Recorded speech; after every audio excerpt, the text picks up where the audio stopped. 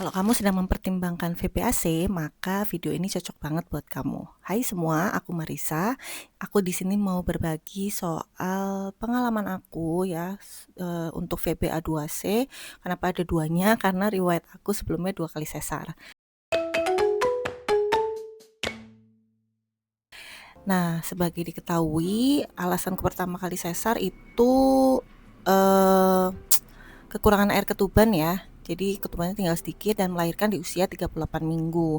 Lalu yang kedua itu kenapa sesar? Karena waktu aku hamil anakku yang kedua di usia 5 bulan, qadarullah kakaknya yang waktu itu usia 18 bulan meninggal dunia ya. Jadi kondisi psikis aku jelek banget waktu itu.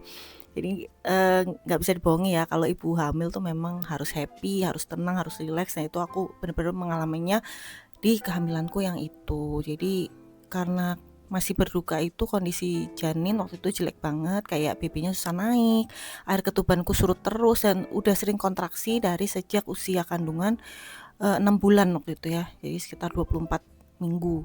Itu udah sering kontraksi dan dokter udah prediksi bahwa anak aku akan lahir lebih cepat dari 36 minggu. Nah, benar dia lahir di usia 35 minggu dan itu pun dengan bantuan suntik protein beberapa kali karena berat badan janinnya nggak naik-naik gitu ya. So, buat ibu-ibu di sini yang lagi nonton dan sedang hamil, usahain tetap relax apapun masalah kalian, usahain waktu hamil tuh memang ya mau nggak mau kita harus berusaha untuk memanage pikiran kita. Ya, aku nggak bisa bohong kalau itu. Nah, singkat cerita, bla bla bla, tahun 2024 bulan September, qadarullah kita dititipin lagi nih amanah ya. Ini kita hamil lagi, terus waktu itu usia kakaknya yang kedua 18 bulan ya jaraknya. Ya biasa kan kita ke OB/GYN, beberapa OB/GYN untuk memastikan benar nggak nih hamil gitu ya. Ternyata benar, alhamdulillah kita ketitipan rezeki lagi gitu ya. Sebagai informasi, aku ini tinggal di Bandung, jadi semoga info-info provider yang aku sampaikan di sini itu bisa membantu teman-teman yang lagi ikhtiar VBAC. Pertama kali pulang umroh itu aku udah usia kandungan mau masuk ke hampir 7 bulan ya. Jadi kayak udah eh enggak sih. Jadi sepulang umroh itu aku kayak sempat hiatus dulu mikirin VBAC selama 1 bulan sampai akhirnya aku mau masuk ke minggu 29. Nah, tiba-tiba keinginan untuk VBAC tuh kuat banget sampai aku meriset. Wah pokoknya selama aku rebahan tuh aku pasti riset di mana sih pengalaman VBAC, terus ada nggak di Bandung, karena sebenarnya paling sering aku temuin tuh di Jakarta ya yang paling banyak. Akhirnya atas izin Allah ketemulah aku sama namanya Bumi Ambu, itu bidan Oke, mungkin beberapa orang di Bandung udah tahu ya bidan Oke, dan dekat sama rumahku. Nah itu tuh ya aku kayak ih kok bisa pas deket ya. Akhirnya aku datang ke sana, aku tanya bisa nggak di sini melayani persalinan VBA 2C. Ternyata nggak bisa karena kan VBA 2C itu harus dalam pantauan dokter gitu ya, sedangkan bidan tidak punya kapabilitas atau regulasi untuk boleh melakukan itu gitu ya. Jadi akhirnya aku diarahkan tuh kayak Mbak cobain ke dokter Dele aja di RSIA Al Islam Awi Bitung. Nah aku itu sebenarnya udah lama banget denger nama dokter Dele, tapi aku tuh takut karena biasanya dokter-dokter aku itu sebelumnya kan lebih maksudnya muda ya atau kayak seumuran aku gitu. Nah, dokter Dele nih menurut aku udah senior dan memang udah keibuan banget. Nah aku tuh kadang-kadang dulu merasa kurang serak sama dokter kayak gitu. Akhirnya aku merasa ya sudahlah, memang udah nggak ada lagi dokter di Bandung. Waktu itu aku udah nyoba 4 dokter, itu nggak ada yang mau membantu aku VBA 2C. Akhirnya dengan berdoa sama Allah, ya Allah semoga ini adalah jawabannya. Aku kontrol pertama ke dokter Dele itu usia kandungan 29 minggu. Waktu itu aku sengaja belum bawa suamiku supaya aku bisa mantepin dulu hatiku sebagai ibu di sini ya, apakah ini benar-benar yang aku mau gitu. Datanglah aku sendiri ke dokter Dele dan ya aku bicara riwayat kehamilanku gitu ya. Akhirnya dokter Dele ini waktu itu ya namanya baru kenal ya, jadi ya nanyanya to the point kayak ibu yakin nggak ibu bisa gitu ya. Di situ aku bilang dokter Dele eh kalau dokter menganggap saya nggak layak untuk VBAC, ya udah saya berhenti karena dokter ini satu-satunya harapan saya terakhir untuk saya pengen VBA 2C. Saya sebelumnya udah ke 4 dokter dan bilang nggak ada yang mau dan ini nggak bisa Bu untuk lahiran per vaginam. Ya sudah, saya kayak kalau dokter Dele di final saya juga ngomong kayak gitu, ya sudah saya akan pasrah bahwa saya akan sesar lagi dan nggak apa-apa gitu ya. Toh kan yang penting saya udah ikhtiar. Waktu itu dokter Dele cuma bilang, ya udah kalau ibu yakin ayo gitu ya. Di situ akhirnya ya udah kita jalani ikhtiar VBAC itu.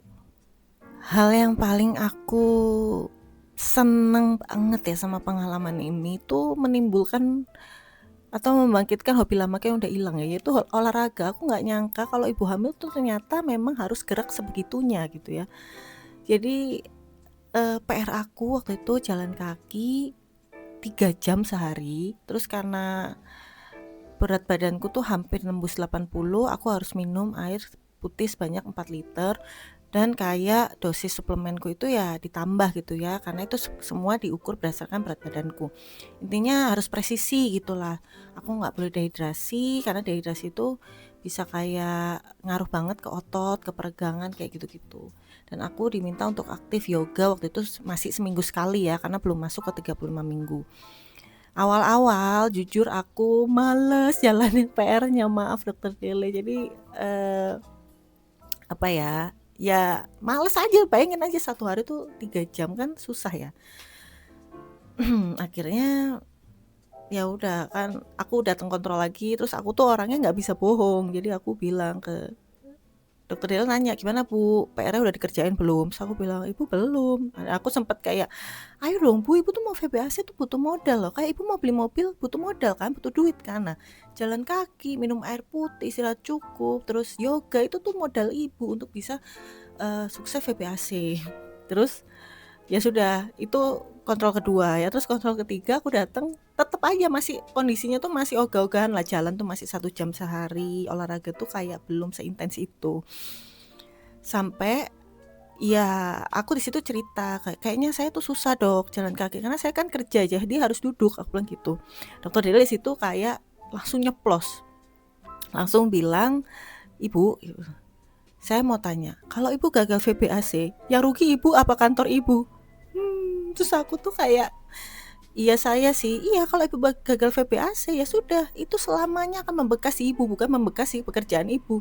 Ya, terus di situ juga aku kan sama suamiku. Nah suamiku dibilang, Bapak inget ya tugas utama ibu sekarang itu hanya melahirkan dengan sehat dan selamat. Jadi bukan cari uang, inget ya gitu. Ya suamiku di situ kayak, oh iya iya gitu. Ya udah akhirnya barulah dokter Dela langsung, ini Bu saya keluar surat cuti, ibu pakai surat cuti ini ya, kalau bisa malah lebih cepat gitu ya. Jadi di 35 minggu sudah cuti aja, dan di situ ibu benar-benar fokus memberdayakan diri untuk gerak, olahraga, yoga, jalan kaki gitu-gitu. Oke ya udah akhirnya aku sebenarnya karena ke kantor itu bisa hanya seminggu 2 kali gitu ya, kalau lagi nggak ada ad hoc lain. Ya sudah, aku benar-benar cuma datang di saat aku perlu jadi asdos di studio. Itu seminggu 2 kali. Ya, aku cuma fokus datang situ, sisanya ya sudah aku olahraga. Benar-benar jalan kaki di rumah. Kebetulan aku punya treadmill, jadi pagi 1 jam, siang 1 jam, sore 1 jam. Minum pun aku sampai membeli tumbler. Jadi karena aku tuh saking susahnya minum, aku sampai gini, aku akan beli tumbler yang mahal sekalian supaya aku akan merasa rugi kalau aku nggak minum cukup hari itu gitu ya. Jadi ternyata itu ampuh ya untuk mindset aku yang aku sangat malas minum air putih waktu itu ya. Akhirnya habis beli tumbler itu, invest ke tumbler itu, aku bisa minum sehari 4 liter. Bahkan kalau misalnya nggak minum tuh aku ngerasa haus banget karena sudah kebiasaan, dan juga karena aku aktif gerak jadi akhirnya ya butuh minum gitu ya. Sudah. Dan aku juga menjalani PR yoga baik dari dokter Della ataupun dari coach bidan aku gitu ya. Oh iya, for info juga, jadi di minggu ke-35 itu aku juga ikut satu kelas hypnobirthing di salah satu klinik bidan di Bandung, yang dimana memang bidannya udah certified ya untuk melatih yoga, hypnobirthing kayak gitu-gitu. Kenapa aku kepikiran untuk hypnobirthing juga? Karena bapaknya nggak ada pengalaman untuk menjadi pendamping persalinan yang pervaginam ya. Karena kan waktu sesar suamiku 2 kali nggak masuk gitu. Nah suamiku itu panikan banget, jauh-jauh lebih panikan dari aku. Jadi aku merasa kelas ini sangat cocok untuk dia gitu ya. Akhirnya kita ikutin hypnobirthing dan benar kan, waktu dihitung skor stresnya suamiku tuh sangat tidak stabil gitu ya. Ibaratnya banyak ketakutan-ketakutan dia akan persalinan pervaginam ini. Sampai akhirnya di hypnobirthing, dirilis sama bidan Reni. Halo.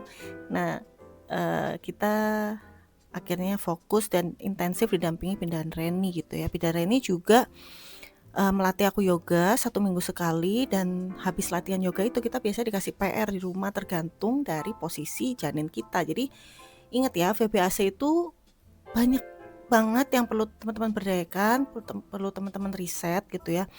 Bahkan kayak gerakan yoga aja tuh nggak asal yoga ya, tapi benar-benar apa ya, harus yang sesuai sama posisi janin, harus yang sesuai sama kebutuhan ibu gitu. Sama kalau makanan itu aku lebih banyak makan protein ya. Aku juga sempat diresepin satu susu tinggi protein waktu itu. Ternyata memang sengaruh itu ya, protein untuk kesehatan plasenta juga, kesehatan janin dan kebutuhan tubuh ibu. Nah, info-info kayak gini di kehamilan aku yang sebelumnya sebenarnya aku kurang detail dapatnya ya. Justru aku benar-benar belajar kayak kehamilan yang senatural mungkin itu ya saat VBAC ini. Jadi sampai ada momen masuk di 38 minggu itu akhirnya aku udah mulai mau masuk di HPL ya. Waktu itu HPL aku 18 Mei.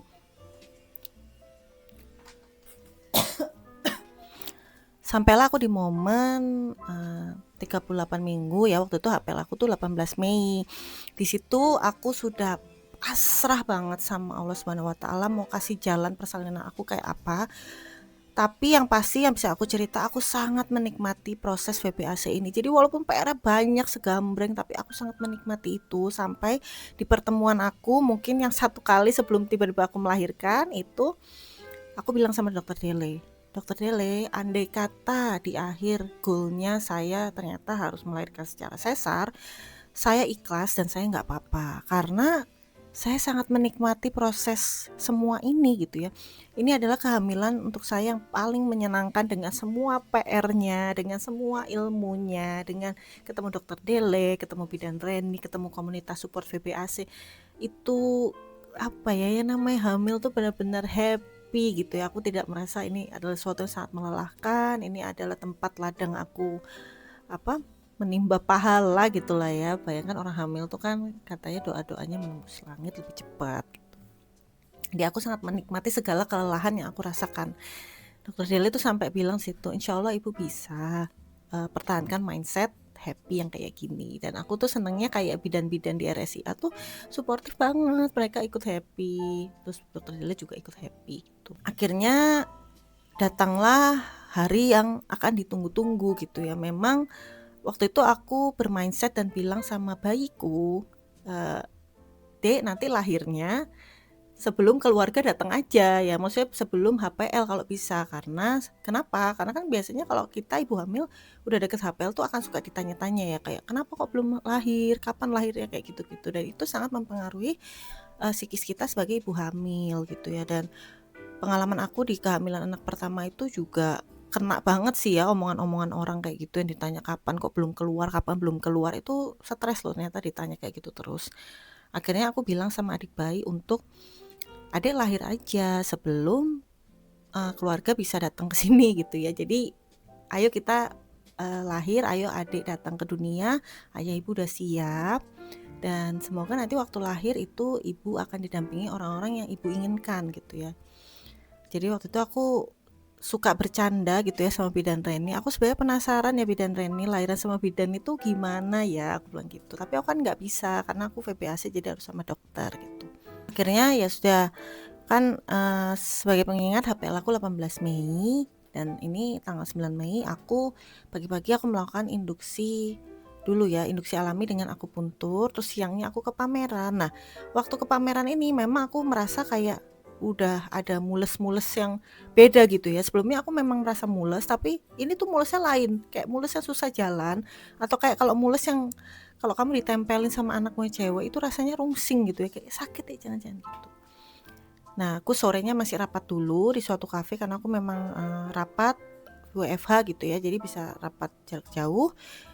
Nah, mulai dari maghrib itu sampai menuju tengah malam itu adalah momen yang aku rasa mulesnya udah lain dan mulai teratur. Jadi kan aku inget tuh ada yang katanya bilang ke rumah sakit kalau misalnya mulesnya udah 5 menit sekali selama 1 menit dan berlangsung selama 1 jam gitu ya, dan itu teratur. Aku tuh kayak sempat sebelumnya kayak nggak kepikiran pola teratur itu kayak gimana, karena aku nggak ngerti ya, karena sebelumnya aku sesar. Jadi nggak kebayang, tapi sampai di jam 9 malam itu waktu aku berusaha tidur dan anakku yang perempuan yang kakak ya, si kakak itu panas. Jadi aku tuh kepikiran nih, waduh ini kalau misalnya sampai lahiran malam kakak panas gimana, dan ini posisinya kita masih bertiga ya, aku, suamiku sama kakak aja di rumah. Nah akhirnya, tapi aku udah bilang, itu kan hari Jumat ya. Hari Jumat tuh aku masuk suka ada ibu yang bantu di rumah yang khusus untuk nyetrika dan rapi-rapi rumah seminggu sekali gitu ya. Kadang di hari Jumat atau kayak ganti-ganti, pokoknya seminggu cuma 1 kali. Dan kebetulan di hari itu hari Jumat. Nah saya bilang, Bu ini saya udah agak mules. Kalau misalnya nanti malam saya mules banget, Ibu kesini ya gitu. Udah akhirnya ya sudah, itu dari jam 9 sampai jam 12 aku merasa kayak kontraksinya tuh semakin intens, semakin teratur gitu ya, udah 5 menit sekali. Nah, proses persalinan itu aku nggak nyangka sih. Jadi memang aku sama suamiku itu berencana untuk VBAC ya, tapi nggak di rumah gitu ya. Jadi kita berencana VBAC tuh ya di rumah sakit bersama dokter Dele, bersama dengan nakes-nakes profesional yang sudah memang dalam bayangan kami gitu ya. Jadi malam itu jam 12 saya langsung telepon ibu yang biasa bantu di rumah untuk jaga kakak yang waktu itu lagi panas, yang kebetulan udah tidur, jadi kayaknya bisa ditinggal. Akhirnya kita berangkat tuh ke IGD rumah sakit. Nah, karena saya itu kan udah belajar ngatur napas, udah belajar yoga, jadi kelihatannya tenang gitu loh ya. Akhirnya ya waktu dicek sama bidannya ngomong, ibu ini belum termasuk kontraksi, dia bilang gitu. Bidan di IGD ya waktu itu, ibu ini belum termasuk kontraksi, nanti ibu balik aja kontrol hari Selasa, besok pagi jalan kaki dulu aja yang banyak di Kiara Artapak supaya bukaannya nambah. Oh ya, sebagai info, aku udah bukaan 2 di hari Selasa. Aku masuk ke IGD itu hari Sabtu dini hari ya, setengah 1. Ya udah terus dia bilang, ibu rumahnya jauh nggak, apa mau pulang dulu gitu kan, kesini jauh nggak sih 30 menit, aku bilang gitu. Terus ya udah dia bilang, ya udah ibu tunggu aja di rumah gitu ya sampai benar-benar mules gitu. Nah aku sama suamiku tuh mikir kayaknya mulesku itu nggak kelihatan mules karena aku udah biasa menahan mules ya dan mengatur nafas. Jadi tahu kan yang kayak gentle birthing itu loh, jadi benar-benar melahirkan dengan tenang ya. Sampai akhirnya ya udah, tapi di mobil tuh bener-bener udah kayak kucing kesakitan gitu, ini mules ya sampai mau duduk tuh susah. Ya sudah akhirnya sampai rumah, aku berusaha tidur kan, karena kan tadi dibilangnya ibu tidur aja. Ya udah saya berusaha tidur. Itu untung ada ibu yang bantu di rumah, terus ada kakak ya, ada suami aku. Nah aku udah mulai merasa mules tuh, akhirnya aku lompat dari kasur dan bener aja kayak keluar darah-darah seger gitu, nggak banyak sih tapi kayak sering. Akhirnya aku ke kamar mandi, terus berusaha untuk bersihin darah itu, tapi tiba-tiba aku tuh nggak kuat berdiri. Di situ aku udah mules banget, mules yang kayaknya setengah badanku yang area bawah nih kayak mau coplok gitu loh rasanya, kayak mau lepas dari badan. Nah aku tuh bingung karena kan tadi waktu di IGD dibilangnya ini bukan termasuk kontraksi gitu ya. Jadi lah kontraksi itu berarti yang kayak apa sakitnya, jadi aku sempet bingung gitu ya. Nah aku berusaha bersihin darah-darah itu. Nah ternyata di situ keluarlah air ketuban aku, jadi kayak pecah gitu ya, kerasa ternyata kalau pecah tuh kayak ada bunyinya lagi kalau itu. Kayak aku denger tuh kayak piuk gitu ya. Terus wah ini air ketuban nih, kalau air ketuban kita harus balik ke IGD karena udah darurat hitungannya kalau air ketuban. Aku berusaha berdiri susah banget, suami aku berusaha ngangkat aku juga susah. Nah tiba-tiba aku mendapat suatu kekuatan untuk berdiri. Nah posisinya kakak waktu itu udah masuk mobil, terus suami aku di depan aku berusaha gandeng aku, dan ibu tuh di belakang aku mau nutup pintu rumah. Tiba-tiba waktu di teras aku tuh kayak nggak kuat berdiri lagi, aku agak ndoprok gitu ya, atau apa sih ndoprok itu, setengah jongkok ya. Aku bilang aduh aku ini tunggu aku nggak kuat berdiri gitu ya, dan aku memang situ ada sensasi mau ngeden gitu ya, dan udah nggak bisa ditahan.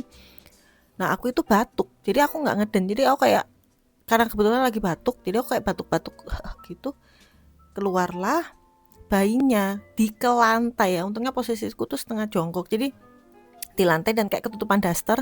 So aku kayak nengok, hah? Dan gak lama dia kan nangis, baru aku sadar, loh ya itu bayi gitu. Ternyata ya udah. Jadi posisinya anakku lahir di teras rumah, plasentanya masih di dalam ya. Jadi itu apa namanya, tali pusatnya masih nyambung dan aku nggak tahu gitu ya. Ah ini habis plasenta, ini harus apa? Aku nggak ngerti.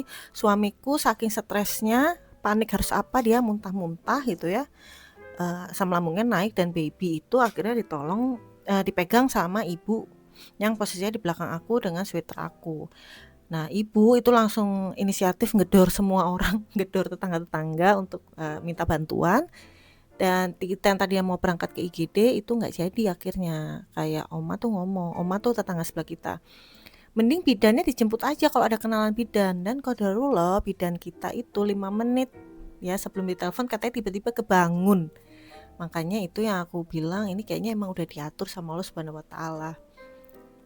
Akhirnya suamiku jemput bidan ke rumah, terus ya udah proses pengeluaran plasenta itu dilakukan benar-benar di rumah ya, di rumah. Dan sesuai keinginan aku, bahwa selama ini aku selalu kepikiran ya, kakak gimana ya kalau aku aku lahiran, dia di rumah gimana, nanti dia ke rumah sakit gimana, dan segala pikiran-pikiran aku yang akhirnya dijawab dengan sangat indah sama Allah. Jadi aku boleh melahirkan di rumah dengan orang-orang tersayang, dengan suami aku, dengan kakak, dengan ibu, dengan bantuan bidan Reni gitu ya. Aku bener-bener gak nyangka dari yang tadinya aku melahirkan 2 kali sesar, dan di ending aku bisa mencoba pervaginam, memberdayakan diri untuk pervaginam secara gentle birth, bahkan gak sengaja di rumah ya. Jadi masuknya emergency sih ini, karena itu aku melahirkan jam 3 pagi ya, 3 kurang 10 seingat aku, dan itu terekam di CCTV, makanya jam kelahirannya bisa presisi. Nah jadi menariknya selama gentle birth ini ya sudah, aku recovery di rumah gitu ya. Bidan yang ke rumah selama 7 hari, bantuin mandiin bayi di 5 hari pertama, terus ngecek rahim aku gimana, sudah balik belum, kontraksi gimana, ASI gimana, proses menyusui gimana, tanpa ke rumah sakit. Jadi aku baru ke rumah sakit tuh di hari ke-8 untuk laporan ke dokter Della bahwa bayinya sudah lahir, dokter. Dan aku tuh waktu cerita sama dokter Della sampai nangis ya, saking terharunya sama proses ini. Dokter Della pun kayak berkaca-kaca gitu, dan aku bilang, dokter Della terima kasih karena hari itu sudah percaya bahwa saya bisa. Dan dokter Della malah balik, Ibu terima kasih ya sudah mempercayakan VBA2C Ibu sama kami gitu. Ini aku inget selalu terharu sih sampai hari ini. Nah, memang buat aku ya, sepengalaman aku, proses pervaginam ini recovery-nya tergolong lebih cepat. Jadi H+2 tuh karena aku sudah tidak ada yang bantu, ya aku berusaha untuk sama suami yang ngerjain domestik berdua, dan alhamdulillah fine. ASI juga lancar ya, alhamdulillah. Proses pelengkatan lancar, dan ya waktu bayi keluar ya langsung IMD itu sih, dan dia langsung bisa. Jadi pesanku untuk ibu-ibu yang sedang mempertimbangkan VBAC, yang paling penting sebenarnya riset ya, mau memperdayakan diri untuk cari tahu info, mau memperdayakan diri untuk rajin bergerak. Olahraga itu udah harga mati sih menurut aku. Jadi untuk mengikhtiarkan dan mengoptimalkan upaya VBAC ibu-ibu, saya tuh dan aku selalu percaya bahwa setiap persalinan tuh unik, dan setiap ibu pasti punya pertimbangan sendiri untuk proses persalinannya, untuk pemilihan provider dan nakesnya. Jadi nggak ada salah benar di sini. Aku pure cuma mau menceritakan pengalaman aku. Oke, segitu aja cerita VBAC aku, dan aku sebenarnya udah membagikan ini di media sosial Instagram aku. Aku akan taruh link IG aku di bawah ini, dan kalian bisa cek di highlightnya, itu ada yang judulnya VBA2C. Itu aku cerita berstory aku di situ, dan kamu boleh tanya-tanya ke aku via IG ataupun kolom komen di YouTube ini. Oke, kalau kalian punya cerita melahirkan yang inspiratif, silahkan cerita dong di kolom komen ini. Kalau misalnya kamu ada pertanyaan seputar provider di Bandung mana sih yang kira-kira menangani VBA2C ini, aku juga akan sangat senang sekali membantu kalian dalam proses pencarian itu. Jangan ragu untuk komen di kolom aku ya. Sampai ketemu.